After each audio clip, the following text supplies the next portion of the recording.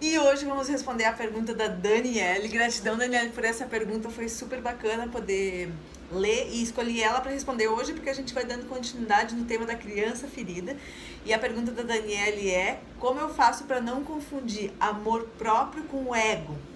A primeira coisa, assim, básica é: todas as atitudes que você tem que te aprisionam, que te geram algum tipo de sofrimento, tem a ver com o teu ego. Já vou explicar por quê. E tudo que te gera liberdade, paz interna, criatividade, uma felicidade que você fica tranquilo com você mesmo, tem a ver com amor próprio, é o que nutre teu coração. Mas para que você tenha mais claro, é importante você conhecer um pouquinho o que é o ego e o que é o amor próprio. Claro que isso é um tema super amplo. Dentro do meu curso online Show Bloqueios, eu fiz uma aula só para falar sobre a nossa história pessoal, outra aula só para falar sobre como é que funciona o nosso ego, porque é um tema bem amplo. Então hoje eu quero resumir um pouquinho para você, para começar a ser um guia de autoconhecimento, para que você comece a sentir essa vontade de conhecer você mesmo, porque você vai saber que existe uma parte tua que é ilusão, que você acredita que é você, mas que não é. Então, isso já começa a gerar curiosidade para você querer conhecer, tá, qual que é a parte minha que é a verdadeira e qual que é a falsa, né? Verdadeiro e falso. Então, o que é importante a gente conhecer? O ego, ele é formado a partir, conforme a gente vai crescendo, a gente vai formando o nosso ego. E o ego, eu quero deixar claro que ele não é negativo, tá? Ele não é algo negativo, que horror o ego. Não, se a gente sabe aproveitar a energia dele, se a gente sabe reconhecer, identificar, ele pode nos apoiar no nosso crescimento também. Ele é um guia para nós mesmos. Ele é necessário no funcionamento da nossa psique para que a gente possa estar aqui sobrevivendo, conversando. Então, o que acontece com o ego? A gente vai formando conforme vai passando as situações da nossa vida. E ele vai se formando como um mecanismo de defesa para que a gente não sinta mais as dores a partir de situações que foram conflituosas e que a gente não teve como resolver. Então, quando eu expliquei da criança ferida, eu falei do processo que é dos registros que a gente tem, de como a gente vai significando as situações que nos acontecem, como eu interpreto a situação que nos acontece. E o ego é essa interpretação do que vai acontecendo. Então, por exemplo, se eu sinto uma dor lá atrás, como eu falei pra vocês, eu quero muito a minha mãe e justo no momento que eu quero ela saiu pra fazer um mamá para mim, só que eu não sei que ela fez mamá pra mim, eu entendo que aquilo ali foi um abandono, eu li aquilo como um abandono. Então eu começo a criar uma máscara, certo? Uma camada, uma máscara que pra me defender dessa dor. Então, a partir do momento que eu começo a identificar que quando eu quero algo e a pessoa não me olha ou não me dá o que eu quero, eu estou sendo abandonado. Todas as situações da minha vida que isso aconteceu, que for próximo disso, eu vou reconhecer como abandono. E aí é onde começa a prisão. Eu começo a me identificar, certo? Com a ferida do abandono, coloco a máscara do dependente e começo a achar que eu só consigo sobreviver se eu dependo de alguém através do outro, porque essa é a máscara do abandono, né? Ou outras máscaras a partir de outras feridas. Mas basicamente o que a gente vai construindo? Umas camadas de ilusão dentro de nós. E o perigo está quando eu me identifico com essa máscara, com esse personagem. Então o ego, ele é um personagem que a gente vai criando e eu começo a me identificar com esse personagem, atuar a partir dele, e as atuações que vêm a partir do meu ego, do meu personagem, elas são limitadas. Elas são sempre iguais. Por quê? Porque eu vou atuar sempre da mesma maneira, porque é assim que é a reação do ego, a reação automática às situações. De novo, ao exemplo, se alguém não me olha, eu me sinto abandonado, qual é a minha reação?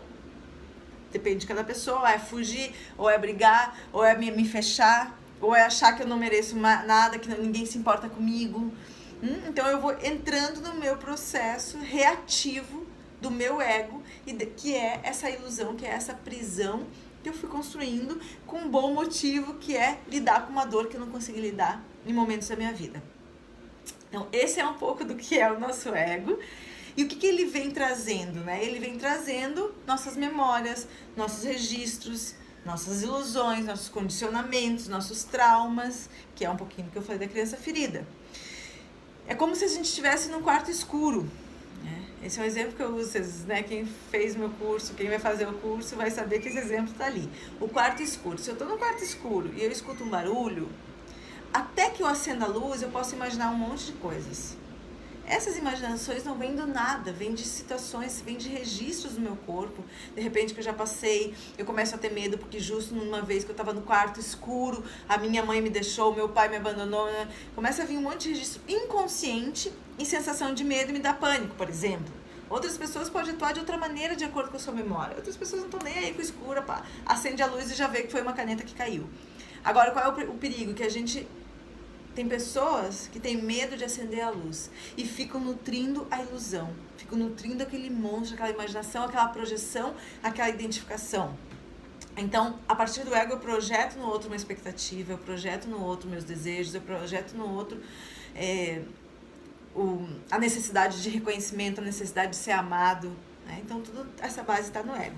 E para terminar essa explicação, eu gosto muito do Caminho do Amante, é um livro de Surjava, que é uma das biografias do curso Xoloqueios, que ele fala assim, ó, como saber qual é o ego? Eu vou ler porque é maravilhosa a descrição dele, eu falei um pouquinho no meu history, mas aqui eu vou ler tal qual.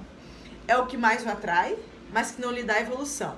O que mais deseja, mas não lhe dá crescimento interno. É naquilo em que investe sua energia e em troca recebe cansaço e debilidade. É tudo que desvia para evitar que entres em contato com o seu coração. A observação dos pensamentos é um bom apoio. Observar aquilo que mais critica, que mais desgosta e rejeita no outro. Observe atento tudo que atrai sua energia de forma imediata e sem controle. As ambições e os desejos que o acompanham no transcurso de sua vida, todas as ações que surgem sem consciência. Então, o que eu falei? A reação automática tem a ver com o ego. De que maneira eu vou saindo do ego e entrando pro amor próprio? Autoconhecimento. Como eu falei, é você querer descobrir a tua parte que não te aprisiona, que não te traz sofrimento e sim que te nutre. É começar a reconhecer isso, purificar. Eu trabalho muito através da água, da natureza, dos elementos da natureza, porque a natureza tem uma vibração que te faz resgatar o que é natural dentro de ti. Então, quando que eu tô atuando desde o ego? Quando eu tenho pensamentos, comportamentos, atitudes que me aprisionam, que nutrem a minha ilusão e que fazem com que eu tenha padrões recorrentes, né, de situações externas e internas. Eu atraio sempre a mesma situação, tem a ver com o meu mecanismo, com a minha máscara, com a minha ferida, com o meu ego. E o amor próprio são as atitudes que me trazem paz, que me trazem nutrição no meu coração, que me trazem criatividade, que me geram abundância na minha vida, que me trazem cada vez mais a oportunidade de eu sentir, de entrar profundo no meu coração. Amor próprio tem a ver também com me permitir ser vulnerável, com permitir ser quem eu sou. Tirar as camadas de mentira e começar a tocar na minha verdade interna. É um grande trabalho, é um trabalho maravilhoso. Como dizia o Caetano Veloso, cada um sabe a dor e a delícia de ser o que é, cada um sabe a dor e a delícia de ir descobrindo quem a gente é.